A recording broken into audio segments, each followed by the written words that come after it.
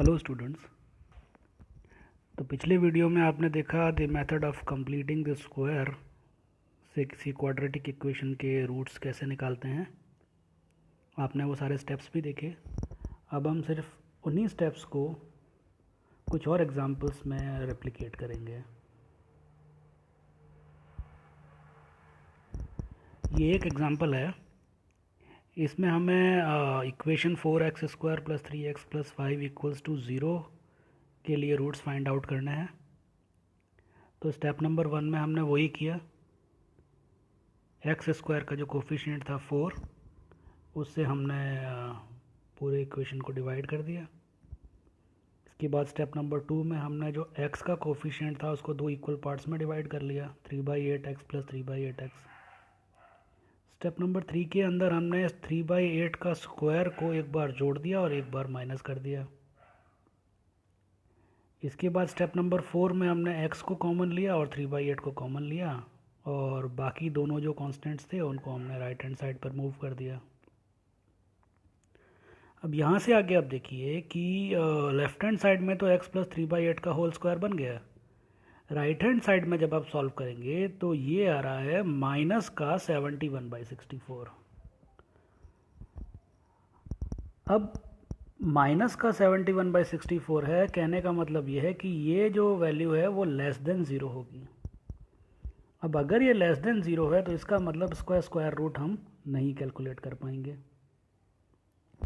which means there is no real value of x satisfying the given equation. Therefore, the given equation has no real roots.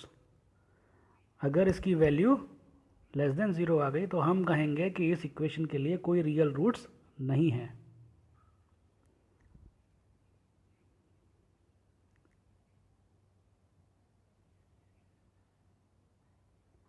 अब ये जो सारे statements हमने देखे थे इनको हम जनरलाइज करते हैं। मतलब सारे इक्वेशंस के लिए हम एक फॉर्मूला टाइप डिराइव करते हैं जिससे हम किसी भी क्वाड्रेटिक इक्वेशन का रूट्स निकाल पाएंगे।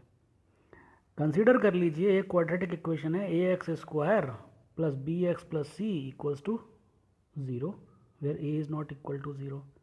तो स्टेप नंबर 1, जैसा आपको पता है क्या करेंगे, a x² का क्या है, कोफिशिएंट है, तो a से हम पूरे इक्वेशन को डिवाइड कर देंगे।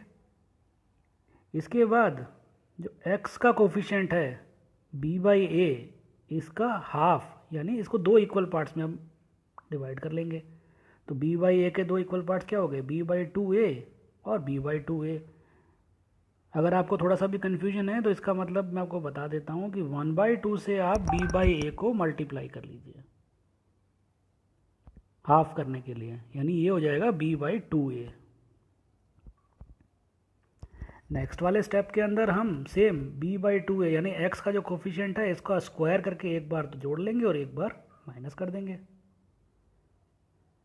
फिर इसके बाद अगले स्टेप में हम x फर्स्ट 2 के अंदर से x कॉमन ले लेंगे और बाद के 2 में से b/2a को कॉमन ले लेंगे, और जो बचे हुए कांस्टेंट्स हैं उनको हम राइट हैंड साइड पर ले जाएंगे।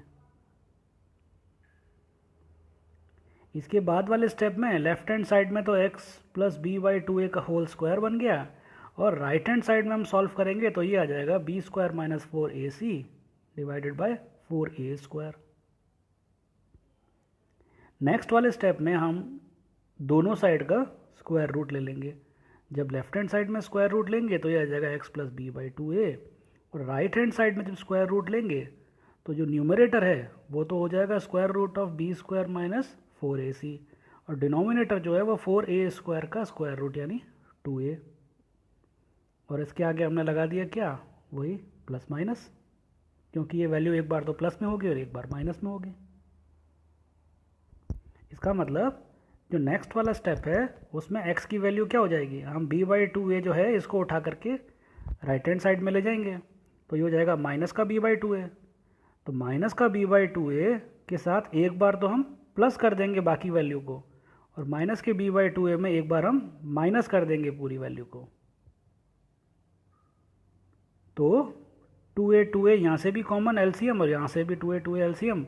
एलसीएम लेने के बाद हमारे पास x के 2 रूट्स क्या आ गए, minus B plus square root of B square minus 4ac by 2a और minus B minus square root of B square minus 4ac by 2a।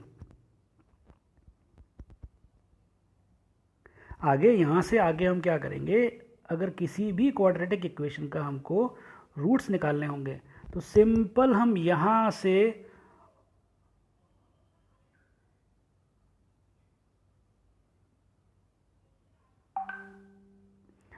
से हम सिंपल उसके रूट्स निकाल सकते हैं। हम सिर्फ क्वाड्रेटिक इक्वेशन से a, b और c की वैल्यूज़ को पहले फाइंड आउट करेंगे और उन सारी वैल्यूज़ को सीधा यहाँ रखेंगे और हमें x के दो रूट्स मिल जाएंगे।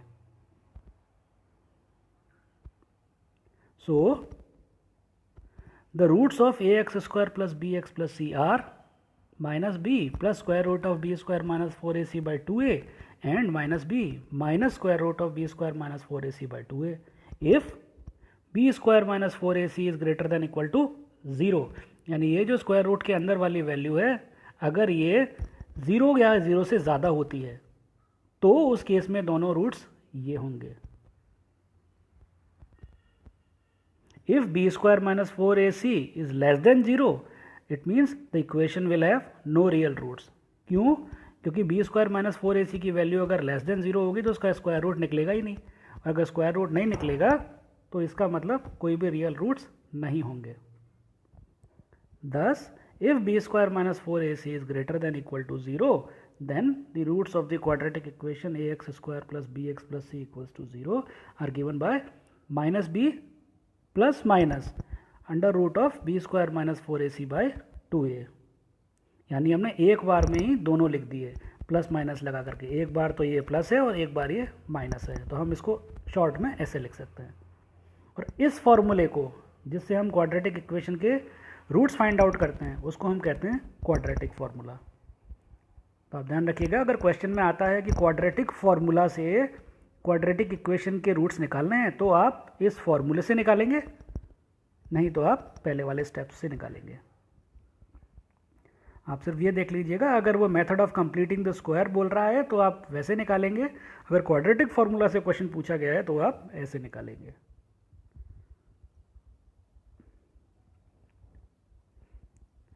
अब एक एग्जांपल देख लेते हैं। The area of rectangular plot is 528 metre square. The length of the plot in metres is 1 more than twice its breadth। We need to find the length and breadth of the plot. यानी इस case में हमारे पास breadth मान लीजिए हमने x metre ले लिया और जो लेंथ है वो कितनी है, ब्रेड्थ के ट्वाइस से एक ज़्यादा, यानी ट्वाइस से एक ज़्यादा, पहले इसका ट्वाइस करेंगे, ट्वाइस कितना हो जाएगा 2x, इससे एक ज़्यादा मतलब +1, तो ये हो गई इसकी length. According to the question क्या है, area of the rectangular plot, तो रेक्टेंगुलर प्लॉट है तो रेक्टेंगल का एरिया क्या होता है L इंटू बी। ये कितना है 528 मीटर स्क्वायर, यानी L इंटू बी कितना हो जाएगा 528। यहाँ L की वैल्यू कितनी है 2x + 1 और B की वैल्यू कितनी है x, तो इन दोनों को हम यहाँ पर लिख देंगे x इंटू 2x + 1 = 528, यानी एक तरीके से ये एक इक्वेशन बन गई। अब इसको सॉल्व करेंगे तो हमारे पास आ जाएगा 2x स्क्वायर + x - 528 = 0, यानी इस बार एक क्वाड्रेटिक इक्वेशन बन गई। अब इस क्वाड्रेटिक इक्वेशन को जब हम ax स्क्वायर + bx + c = 0 से कंपेयर करेंगे तो ये आ जाएगा a की वैल्यू 2, b की वैल्यू 1 और c की वैल्यू -528। बस अब आपको कुछ नहीं करना, सिंपल दो रूट्स निकालने के लिए यहाँ क्वाड्रेटिक फार्मूला के अंदर आपको ये तीनों वैल्यूज़ रख देनी है। आप तीनों वैल्यूज़ रखोगे तो यहाँ आपके पास x के दो वैल्यूज़ आ जाएंगी 16 और -33/2। अब x क्या है, x क्या माना था हमने, ब्रेड्थ माना था, और ब्रेड्थ कभी नेगेटिव नहीं हो सकती, इसलिए इसकी जो वैल्यू होगी वो होगी 16 मीटर और लेंथ कितना हो गया 33 मीटर। एक और एग्जांपल देख लेते हैं। इस बार हमको दो कंसेक्यूटिव ऑड पॉजिटिव इंटीजर्स निकालने हैं जिनके स्क्वायर्स का सम 290 है।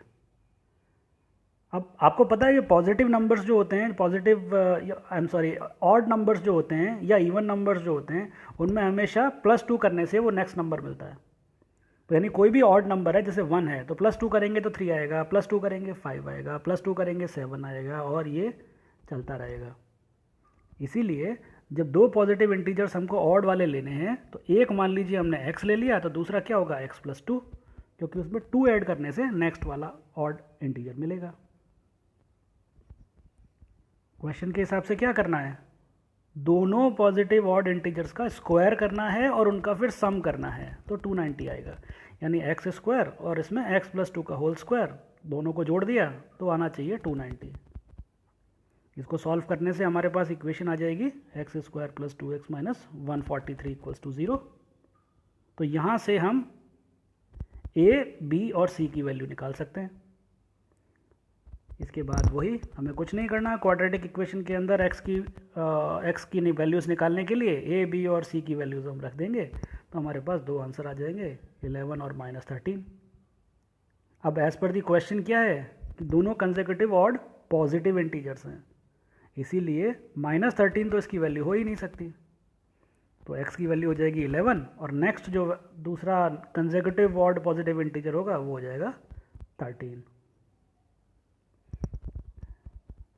आई होप इस वीडियो से आपको क्वाड्रेटिक इक्वेशन समझ में आया होगा और आप अपनी नेक्स्ट एक्सरसाइज इजीली इससे कर पाएंगे। Thank you.